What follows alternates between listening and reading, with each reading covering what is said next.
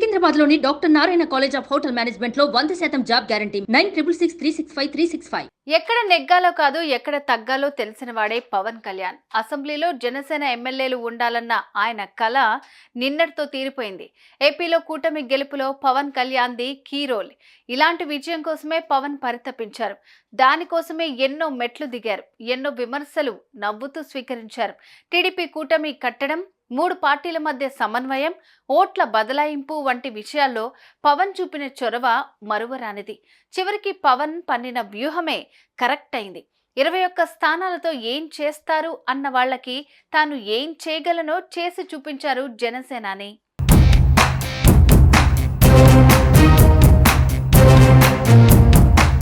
TDP బీజేపీని దగ్గర చేయడానికి ఎన్నో మెట్లు దిగారు పవన్. ముందుగా సొంత పార్టీ వారిని సముదాయించారు. మన బలం బలగం తెలుసుకుని సీట్లు అడుగుదామని సర్ది చెప్పారు. కాపుల ఆశాజ్యోతి మీరే, మీ ద్వారానే రాజ్యాధికారం సాధ్యం, అందుకే ఎక్కువ సీట్లు అడగండి, సింహభాగం ప్రయోజనాలు పొందండి, ఎక్కువ సీట్లు ఇస్తేనే పొత్తు కొప్పుకోండి, ఇలా చాలా రకాలుగా పవన్ పై ఒత్తిడిని తెచ్చారు. కానీ అధికారం నుంచి జగన్ను దూరం చేయాలని బలమైన లక్ష్యంతో పనిచేశారు. ఇందుకు గాను తనను తాను తగ్గించుకున్నారు. ఉన్న పరిమితుల్లో విజయం ఎలా సాధించాలో వ్యూహాలు రచించారు. జనసేన బలానికి తగ్గట్టు నడుచుకుంటున్నారు. అందుకు ముందుగా పార్టీ శ్రేణులను మలుచుకున్నారు. సొంత సామాజిక వర్గాన్ని ఒప్పించారు. పోటీ చేసిన 21 స్థానాల్లో బలమైన అభ్యర్థులను బరిలో దించారు. 98% స్ట్రైక్ రేట్ కోసం కష్టపడ్డారు. రెట్టింపు ఉత్సాహంతో 100% విజయం దిశగా పార్టీని నిలబెట్టారు.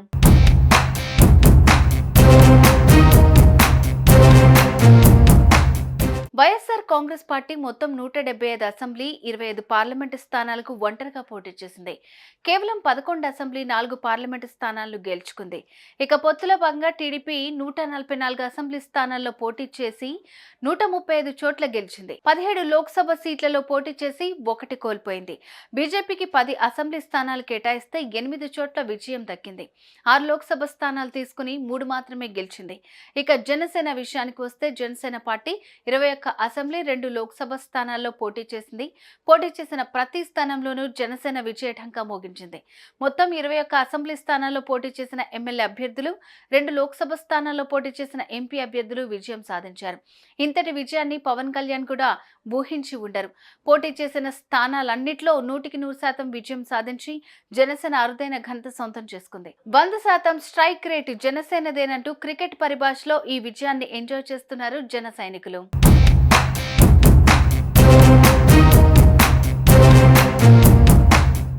జనసేన పార్టీ సాధించిన విజయంతో ఇప్పుడు ఆ పార్టీ గుర్తింపు పొందిన ప్రాంతీయ పార్టీగా అవతరించింది. ప్రాంతీయ పార్టీ హోదా రావాలంటే ఎన్నికల సంఘం 2013లో జారీ చేసిన నోటిఫికేషన్ ప్రకారం శాసనసభకు జరిగిన ఎన్నికల్లో పోలైన ఓట్లలో కనీసం 6% తెచ్చుకోవాలి. అలాగే 2 అసెంబ్లీ సీట్లను గెలవాలి. గత ఎన్నికల్లో అన్ని చోట్ల పోటీ చేసిన 6% ఓట్ల కంటే కొద్ది ఓట్లు తక్కువ వచ్చాయి. 1 అసెంబ్లీ స్థానం మాత్రమే దక్కింది. గెలిచిన ఆ ఒక్క ఎమ్మెల్యే కూడా వైసీపీలోకి ఫిరాయించాడు. ఏ సీట్లు సాధించకపోయినా 8% ఓట్లు వచ్చినా ఈసీ గుర్తింపు వచ్చి ఉండేది. కానీ దాన్ని కూడా అందుకోలేకపోయారు. కానీ ఈసారి మాత్రం పొత్తులతో పోటీ చేసి అనుకున్నది సాధించారు. ఈ ఎన్నికల్లో కేవలం 21 చోట్ల పోటీ చేసి 100% స్ట్రైక్ రేట్తో మొత్తం గెలుచుకున్నారు. ఓటు బ్యాంక్ కూడా 8% దాటిపోయింది. ఇప్పుడు జనసేన గుర్తింపు పొందిన పార్టీయే ఏపీలో ప్రధాన పక్షం కూడా. గుర్తింపు లేనందున జనసేన గుర్తు గాజు గ్లాస్ పై రకరకాల వివాదాలు ప్రారంభించేవారు, కుట్రలు చేసేవారు. ఇక ముందు ఆ అవకాశం లేదు. గాజు గ్లాస్ గుర్తు జనసేనకు మాత్రమే ఉంటుంది. ఇతరులకు కేటాయించే అవకాశాలుండవు.